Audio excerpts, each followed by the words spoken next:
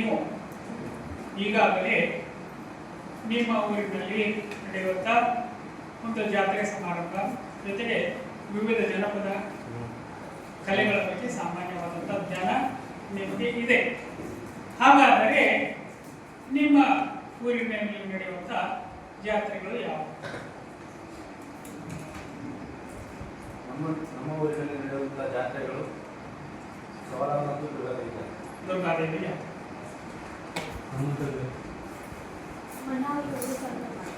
ಸರಿ.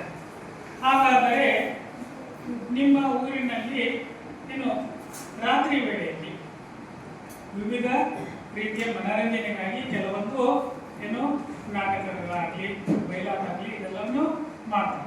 ಹಾಗಾದರೆ ಏನು ಯಾವ್ಯಾವ ಏನು ಮನರಂಜನೆಗಾಗಿ ಸ್ಪರ್ಧೆಗಳನ್ನು ಅಥವಾ ಏನು ಮಾಡ್ತಾರ? ನಿಮ್ಮದು ಕಬಡ್ಡಿ ಹಗಲತ್ತ ಕಬಡ್ಡಿ ಆಟ, ಮತ್ತೆ ಪಾರಿಜಾತ ನಾಟಕ ಮಾಡಿ, ಪಾರಿಜಾತನ ಜೂ ಆ ಥರ ಅಲ್ಲದೆ ಈ ಥರ ಬೇರೆ ಬೇರೆ ಮನರಂಜನೆಗಾಗಿ ಬೇರೆ ಬೇರೆ ಮಾಡ್ತಾರೆ.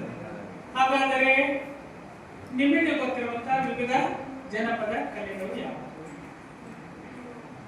ಹೇಳಮ್ಮ? ಯಾವ ಯಾವ ಜನಪದ ಕಲೆಗಳನ್ನು ನೋಡಿ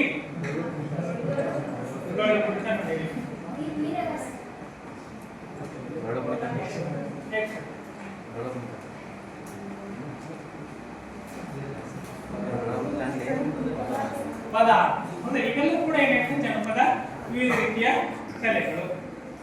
ನೀವು ಹೇಳಿದ್ದು ಸರಿಯಾಗಿನೇ. ಹಾಗಾದರೆ ವಿದ್ಯಾರ್ಥಿಗಳೇ, ನಾನು ಕೆಲವೊಂದು ಚಿತ್ರಪಟಗಳನ್ನು ತೋರಿಸುತ್ತೇನೆ.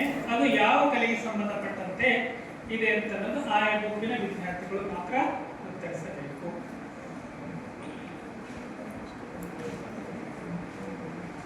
ಈ ಚಿತ್ರಪಟದಲ್ಲಿ ಮೊದಲನೇ ಗುಂಪಿಗೆ ಈ ಚಿತ್ರಪಟದಲ್ಲಿ ಕಾಣುವಂತ ಚಿತ್ರದ ಹೆಸರೇನು?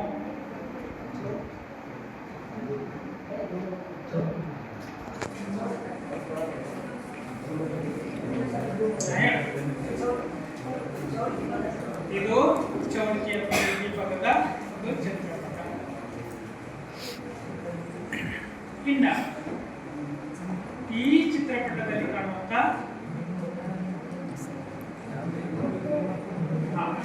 ಏನು ಮತ್ತೆ ಸ್ವಲ್ಪ ಈಗ ಕಲ್ಲು ಗುಂಬೆಯ ಅಂತ ಹೇಳಿ ನಾವು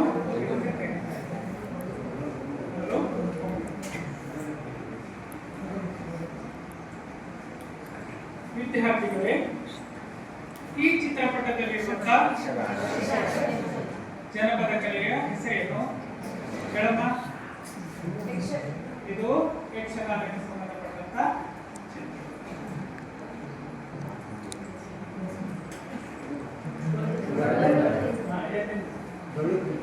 ಇದು ಡೊಳ್ಳು ಕುಣಿತದ ಪ್ರಿಯ ವಿದ್ಯಾರ್ಥಿಗಳೇ, ಇಲ್ಲಿ ಕಾಣ್ತೀವಿ ನೋಡ್ರಿ, ಇದು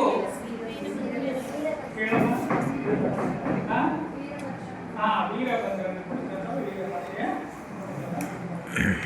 ಸರಿ.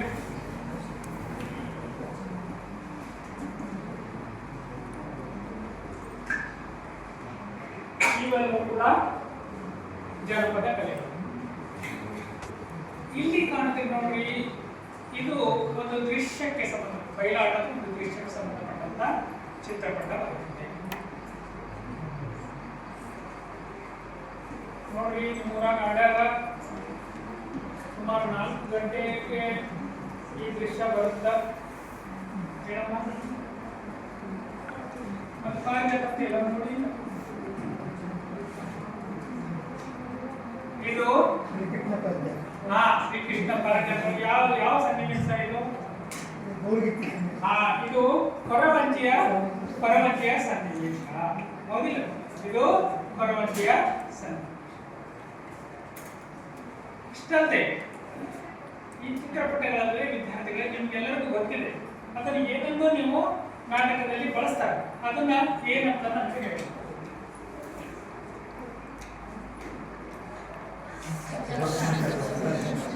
ಏನಂತ ಕರೀತಾರ? ಸುದರ್ಶನ ಚಕ್ರ. ಸರಿ.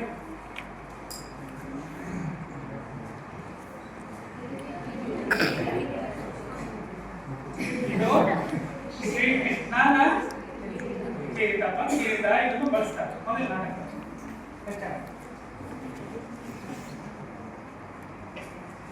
ಇದೇನವ?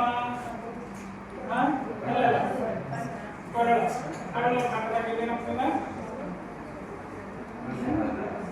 ಮುತ್ತಿನ ಮುತ್ತಿನ ಹಾಲು.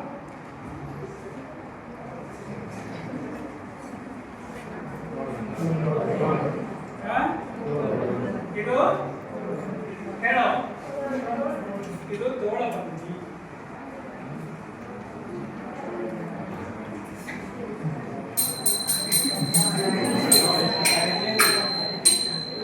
ಇದು ಸಾಲು.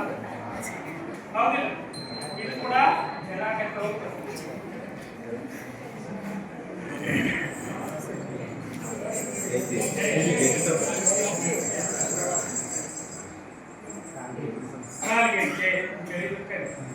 ಸಾಮಾನ್ಯವಾಗಿ ಇವೆಲ್ಲವುಗಳನ್ನು ಎಲ್ಲಿ ಬಳಸ್ತಾರ? ನಾಟಕದೊಳಗ, ವಿವಿಧ ಜನಪದ ಕಲೆಗಳಲ್ಲಿ. ಹಾಗಾದರೆ ಪ್ರಿಯ ವಿದ್ಯಾರ್ಥಿಗಳೇ, ಇಂದು ನಾವು ಜನಪದ ಕಲಾ ವೈಭವದಿಂದ ಈ ಡೊಳ್ಳು ಕುಣಿತ, ಯಕ್ಷಗಾನ ಜೊತೆಗೆ ಏನು ವೀರಗಾಸೆ, ಈ ಒಂದು ಕಲೆಗಳ ಕುರಿತು ಇವತ್ತ ಅಭ್ಯಾಸ ಮಾಡೋಣ.